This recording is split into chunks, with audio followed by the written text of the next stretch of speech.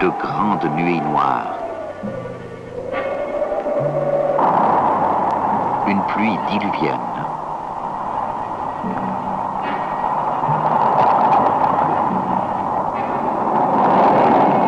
Un vent terrifiant, une énorme marée de tempête, le cyclone a frappé, l'un des plus violents de tous les temps.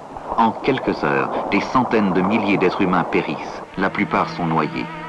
Sur la côte sud et les îles de la baie du Bengale, la Croix-Rouge, bien sûr, entra immédiatement en cette région, en 1876, puis en 1919, et encore en 1960, 61, 65 et 1968. La preuve apparaissait sur les plans tant national qu'international. À la suite des appels de la Ligue des sociétés de la Croix-Rouge, des secours d'une valeur de quelques 46 millions de francs suisses ont été fournis par 64 sociétés nationales.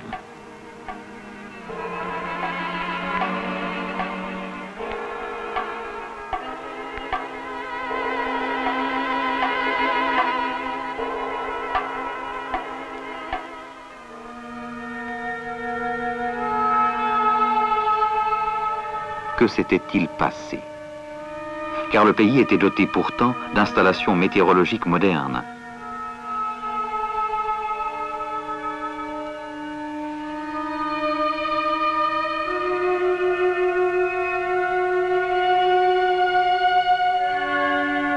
Les photographies du satellite Ithos 1 reçues directement à Dakar avaient bien permis de déceler le cyclone. Les ports côtiers et fluviaux, prévenus par le centre météorologique de Chittagong, avaient remplacé les signaux d'avis de tempête par le signal de grand danger. Le 12 novembre, en début d'après-midi, l'œil du cyclone apparaissait sur l'écran de la station radar de Cox's Bazar. Il se situait alors à environ 300 km au sud-ouest, puis ce fut la catastrophe dans l'obscurité de la nuit.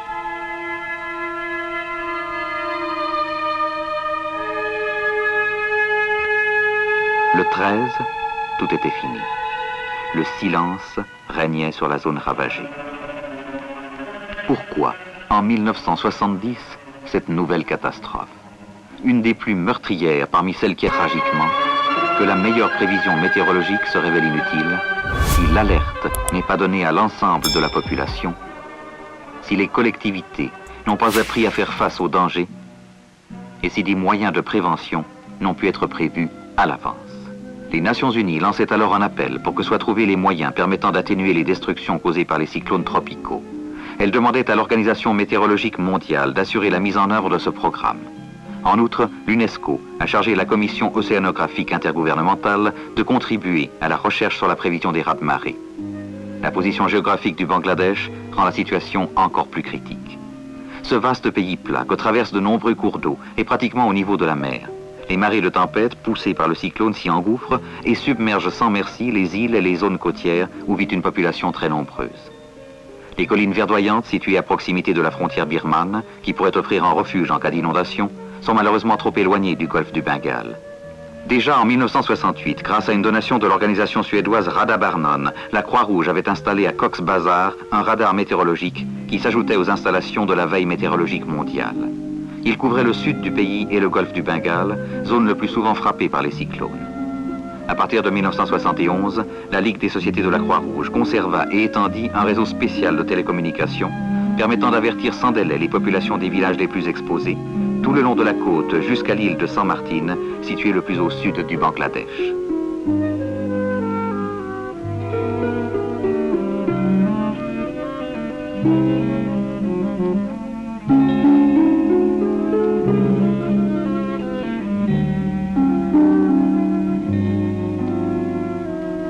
La Ligue a formé sur place les premiers volontaires qui, en liaison avec le service météorologique, sont chargés d'alerter la population quand le danger menace.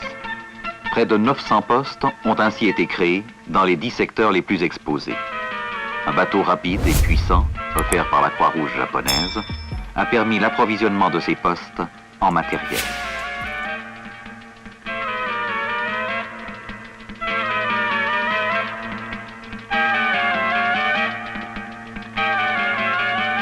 des équipes de volontaires ont été constituées et les jeunes ont été nombreux à vouloir en faire partie. Ils sont près de 4500 maintenant, à mieux comprendre les informations sur la progression des cyclones et à connaître le maniement des mégaphones, des radios et des sirènes d'alarme. These people who obviously also are responsible for the evacuation, if one is to come.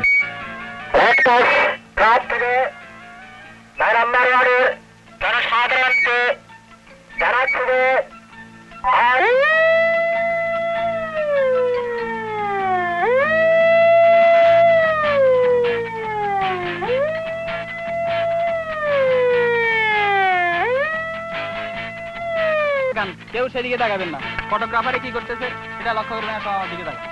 Medical team, first aid team, তাদের কাজ যখন সাইক্লোন শেষ হয়ে যায় তখন তারা তাদের medical operation শুরু করে। তাদের প্রথম কার্য ফার্স্ট এইড, প্রথমে আঘাত যতটুকু বা ইনজেকশন এগুলি হসপিটালের কাজ বড়। Mais l'on a fait plus encore. Dans ce pays plat, n'offrant aucune protection naturelle, les autorités et la Croix-Rouge ont fait aménager des plateformes, sortes de pyramides tronquées d'une surface de près de 1000 mètres carrés, le sommet étant à plus de 6 mètres au-dessus du niveau de la mer. Ces tertres peuvent accueillir plus de 1500 personnes et 500 têtes de bétail, qui ont ainsi une chance d'échapper à la noyade dans les marées de tempête. Près de 200 tertres ont déjà été construits ou sont en voie d'achèvement dans la zone des cyclones. 400 autres vont encore être édifiés. La population s'est vivement intéressée à la construction de ces collines artificielles à laquelle, jour après jour, d'innombrables paysans ont activement participé.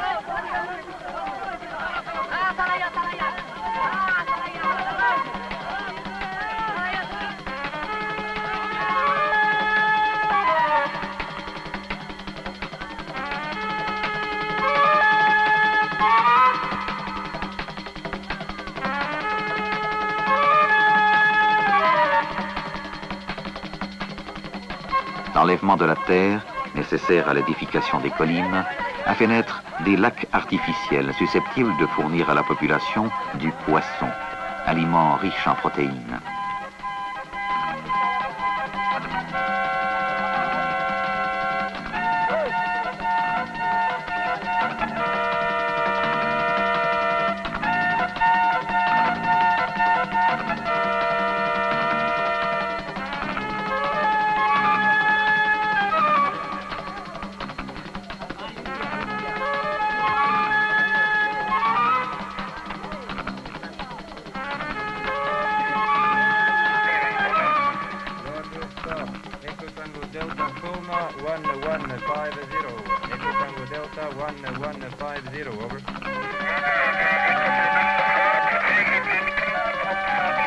Des exercices d'alerte sont organisés. Le réseau radio est en place. Les annonces et avis du service météorologique peuvent maintenant atteindre les villages les plus éloignés.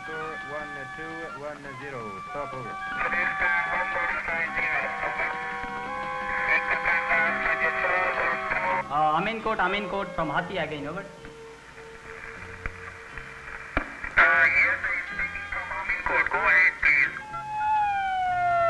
Les habitants, mieux préparés, agissent immédiatement et se dirigent vers les tertres.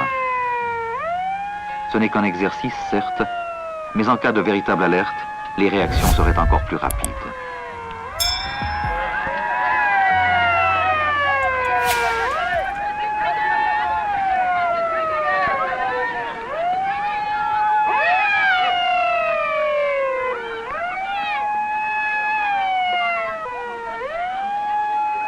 Ces premières mesures peuvent paraître mais leur simplicité même les rend efficaces.